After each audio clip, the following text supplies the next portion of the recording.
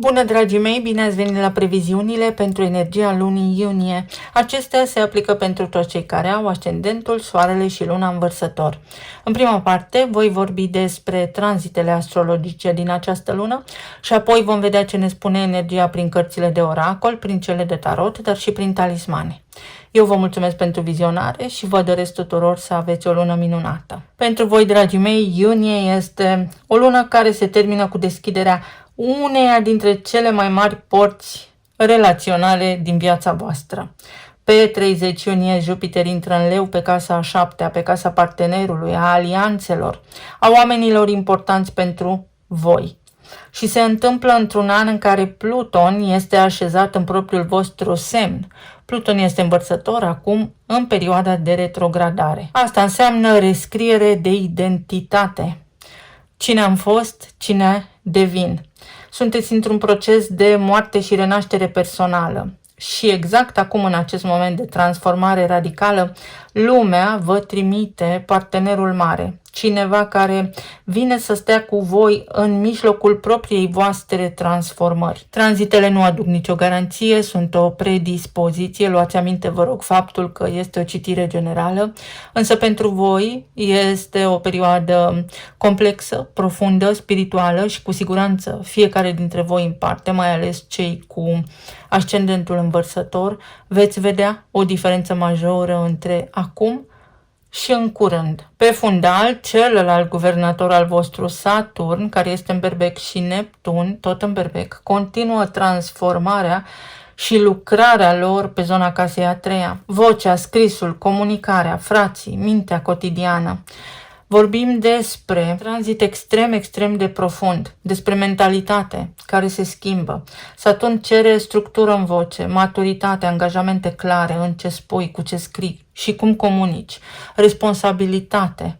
Neptun aduce dizolvare, idealizare, dar și inspirație și viziune. Așa se face că s-ar putea câteodată să fiți visători, confuzi, idealiști. Pluton pe casa întâi continuă procesul mare al deceniului. Moartea unei versiuni de-a ta pentru ca alta să se nască și asta nu putem evita. La începutul acestei luni, Mercur și-a început tranzitul prin Rac în casa a 6-a, unde spre sfârșit de lună va și retrograda. Mintea, căci asta guvernează Mercur, se mută în zona zilnică pe rutină. Mercur în casa 6-a în Rac aduce gândire emoțională despre muncă, sănătate, corp, obișnuință.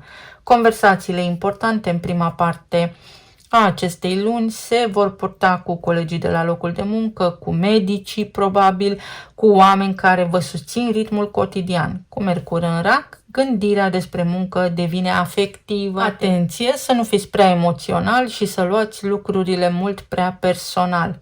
Pe de altă parte, vă pasă despre cum se simte echipa, cum vă simțiți voi în rutina voastră sau ce vă cere corpul. Ascultați-vă intuiția și vedeți ce vă transmite corpul, pentru că sunt semnale reale importante.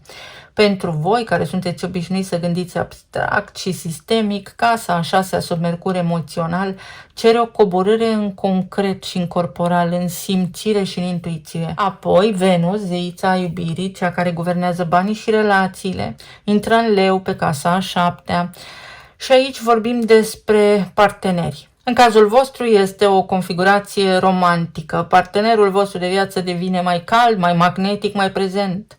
Relațiile importante pot înflori, pot apărea noi atracții cu noi oameni care au așa o aliură foarte expresivă, regală. Un partener care strălucește sau care vrea să vă vadă pe voi strălucind. Un partener care vă scoate din minte și vă coboară în inimă.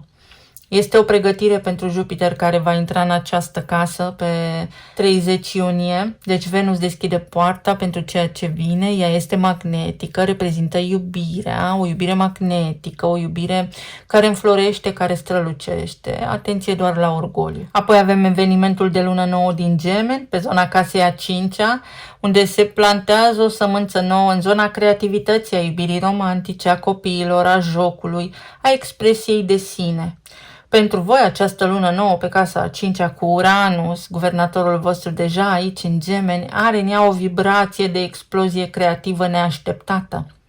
pot apărea proiecte creative din senin, iubiri bruște, atenție. Uranus pe casa 5-a înseamnă că în următorii ani creativitatea și relația cu plăcerea trec printr-o revoluție. Iar această lună nouă este unul dintre punctele în care această revoluție capătă o formă concretă. Vă treziți într-o zi, eu vreau să fac asta. Lucrurile pornite în această perioadă au amprenta unei deschideri creative noi.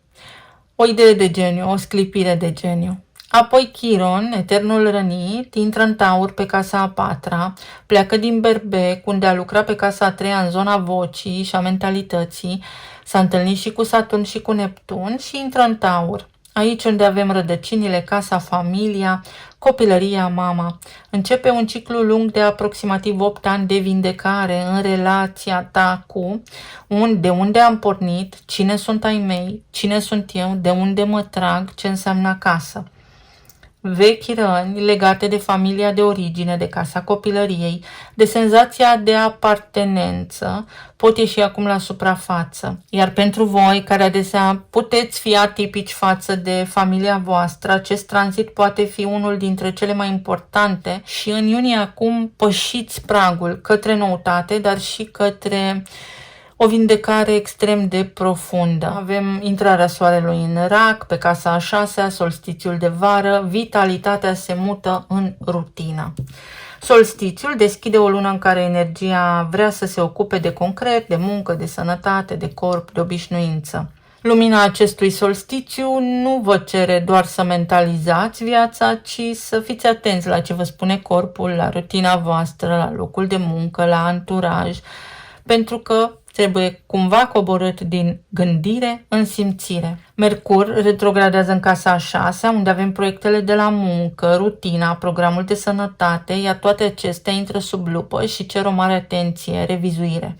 Un vis pe care l-ați avut, o dorință, poate ieși acum la suprafață, un proces interior se închide, ceva se mișcă, se schimbă aici.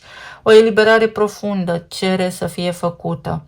Corpul și sufletul. Asta este axa pe care o ating aceste tranzite, ceea ce se întâmplă zilnic și ceea ce este invizibil, munca ta și retragerea. Și, așa cum am zis, la sfârșit de lună, Jupiter, planeta expansiunii, intră în semnul Leului, în casa a 7-a și este cel mai mare moment al anului pentru voi, bine după tranzitul lui Uranus în Gemeni și după faptul că l-aveți pe Pluton pe casa 1 în Vărsător. Începe un an jupiterian care poate veni cu mare iubire, cu un partener stabil, așa cum aveți voi nevoie, așa cum v-ați imaginat, sau partenerul actual de viață capătă o nouă dimensiune. Mai poate fi vorba despre alianțe importante de afaceri care se deschid, despre expansiune în afaceri sau despre contracte de aur care se semnează acum. În egală măsură, acest tranzit este unul cu greutate și vă cere o deschidere către celălalt, mai mult ca oricând. Vi se trimite o oglindă foarte mare în care să vă vedeți, mai ales pentru că primul pe care îl întâlnește Jupiter când intră în Leu este Pluton în retrograd. Se reconfigurează identitatea, imaginea voastră despre voi înșivă. Oamenii alături de care conviețuiți, trăiți, tot ceea ce înseamnă parteneriat în viața voastră. Nu este un tranzit de ignorat, mai ales pentru că voi în mod deosebit veți fi și vizați de axa nodurilor lunare care se schimbă. Nodul sud intră în Leu pe casa 1 și nodul nord la voi pe casa 1, în Vărsător. Libertate, egalitate, fraternitate, eliberare de atașamente, de tot ceea ce este lumesc, social, tipic și rigid. Să vedem acum ce ne spune și oracolul. Să fiți precauți. Să fiți atenți, atât la trafic, cât și la ce faceți voi în acest moment, pe ce direcție ați luat-o, pentru că vi se cere să vă recalibrați puțin. Uite, pe ce direcție ați luat-o? O nouă călătorie. Vi se atrage atenția că s-ar putea în unele cazuri să nu fiți pe drumul cel bun sau să nu faceți ceea ce vă este neapărat util, favorabil. Avem numărul 15, magnetismul, Venus în Leu, Jupiter în Leu, vindecare. Este o chestiune care are legătură cu o mentalitate rigidă. Voi sunteți într-o perioadă de transformare totală și veți vedea, nu trebuie să mă credeți pe mine, în anii ce urmează, unde ați fost și unde ați ajuns. Și posibilități multiple, se schimbă ceva. Vedeți o oglindă, 13-31. Posibil să vă schimbați părerea despre un partener, posibil să schimbați țara în care locuiți, posibil să fie vorba despre o nouă identitate, în unele cazuri poate fi și un divorț, în cazul în care relația s-a terminat, acum trebuie să acceptați, să fiți lucizi sau să lăsați deoparte, să lăsați în urmă, să tăiați energetic legătura cu un fost partener dacă ați divorțat, pentru că vă îngreunează viața, vă ia din energie. Să vedem ce ne spune oracolul, nu oracolul, tarotul, mă scuzați, pe zona relațiilor, planul material și emoțional. Un acord se vindecă, se remediază ceva, o chestiune care are legătură cu o conversație, niște discuții, o negociere. Toate acestea capătă sens acum, ieșiți dintr-un labirint. Și sunteți ajutați, să știți. Așa, pe zona relațiilor avem regina de spade, cavalerul de monede, 9 de spade, înalta preoteasă și 7 de cupe.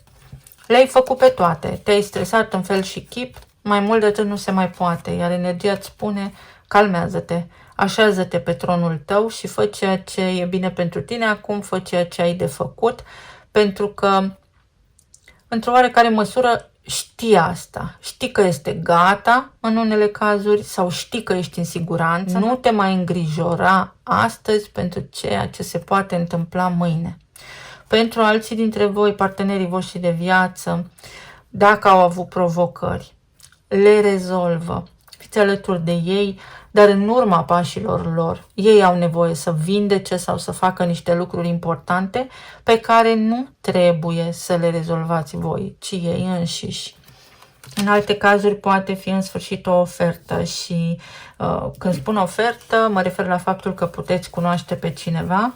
Atenție însă la iluzii, pentru că s-ar putea să fiți testați cu niște alarme false. Partenerul potrivit intră în viața voastră atunci când voi nu îl așteptați sau atunci când voi nu vă gândiți obsesiv la asta. O vindecare are loc aici, 4 de bâte, uite, un nou parteneriat, relația voastră urcă la un alt nivel, intrați în armonie cu cineva sau atenție la semnele din actuala relație în care sunteți, pentru că voi știți că ceva este adevărat, dar alegeți să ignorați. Și energia vă va pune în fața unui fapt împlinit. Magicianul. Noi oportunități, o mai bună comunicare, posibilitatea să faceți niște lucruri concrete, clare, la nivel material, în familia voastră, în casa voastră, să aveți parte de succes. Unii dintre voi sunteți invitați la niște evenimente. Atenție, nu riscați, dacă simțiți că nu este momentul să mergeți, nu mergeți. Ideea este pentru voi în luna iunie să nu vă poziționați împotriva curentului. Energie feminină, să fiți în recepție. Energia feminină are puterea să schimbe totul în lumea în care trăim. Ea are puterea, nu energia masculină. Energie feminină și masculină avem toți, adică să nu fim reactivi, ci să înțelegem că în unele cazuri oamenii atâta pot sau sunt extrem de stresați și au nevoie să le oferim spațiu pentru ca ei să se vindece. Nu putem controla, nu putem face noi treaba pentru ei. În alte cazuri avem din nou 15, poate fi vorba despre 15 iulie, 15 iunie, poate fi vorba despre o nouă relație, poate fi vorba despre magnetism, despre aceeași concluzie, ajungeți pe aceeași lungime de undă cu cineva.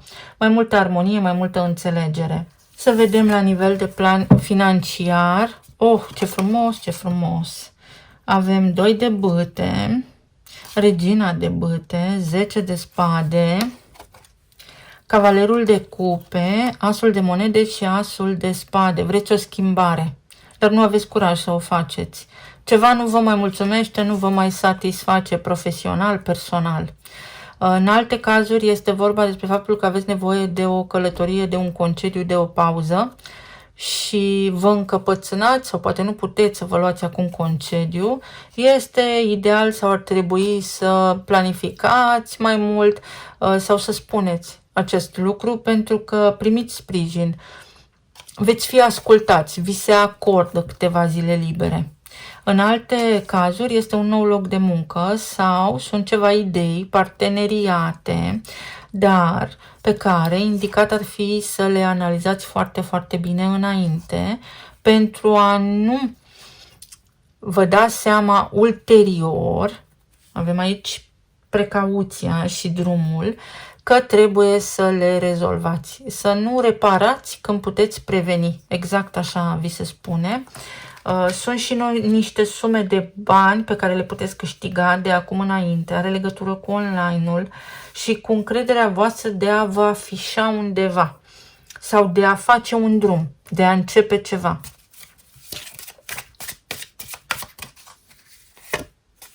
Uite, de a începe ceva, de a face o mișcare, de a...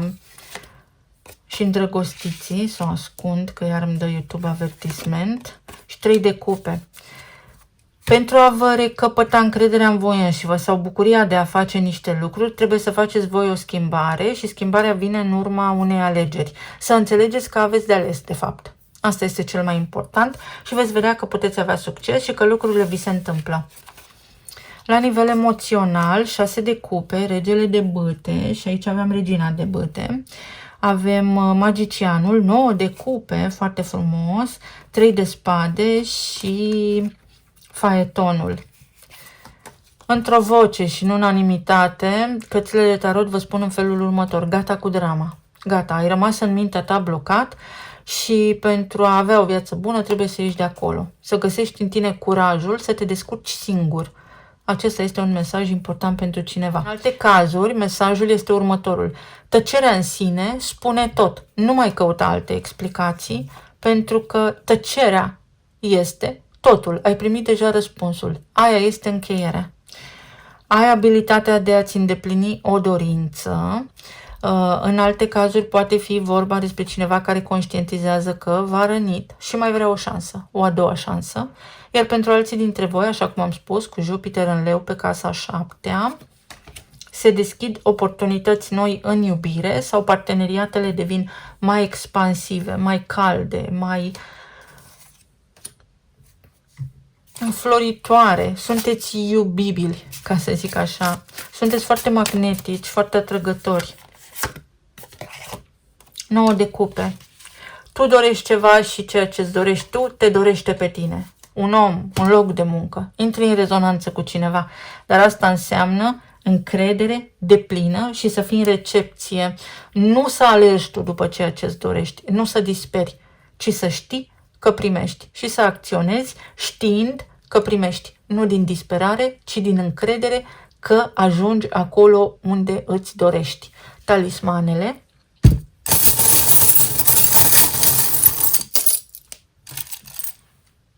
O inițială S.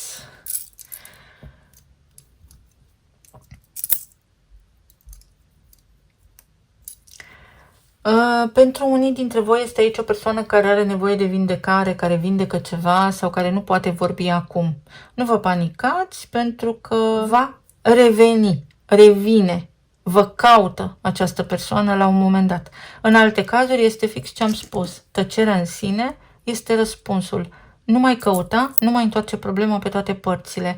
Uite, ai altă cale, alt drum, o schimbare de destin care ți aduce bucurie, dar încheie cu trecutul. Lasă deoparte supărarea, tragedia, suferința. Nu te ajută. Alege puterea și puterea te alege pe tine. Puterea este arcana leului. Unde intră Jupiter acum? Temperanța, echilibru. Să fii în recepție pentru că te găsește iubirea pe tine, nu trebuie să alergi tu după ea. Sau se rezolvă niște lucruri și dacă nu le controlezi tu. O sănătate mai bună sau niște indicii, un reper foarte clar despre pașii care trebuie urmați. Dar trebuie să fii flexibil, să nu fii rigid. O sănătate mai bună sau fuziune, este un element de fuziune cu cineva. Devii mai înțelept, totul devine mai clar, te bucuri alături de cineva, ai de lucru, îți găsești de lucru. Numărul 3, împărăteasa, ești apreciat, ești vizibil, prețuiește-te pentru a fi apreciat și inițiala S, ieși din spirală. Avem aici 3 de spade, ieși din spirală și din stres pentru că nu acolo este norocul tău, drumul tău, omul tău. Eu vă mulțumesc foarte mult. Vă doresc să aveți o lună minunată, să fiți bine sănătoși și iubiți și să ne auzim cu bine și data viitoare. Uite, omul ăsta așteaptă. Știe. Ce este al lui, este al lui și nu poate fi luat. Să ne auzim cu bine și data viitoare. Pa, pa!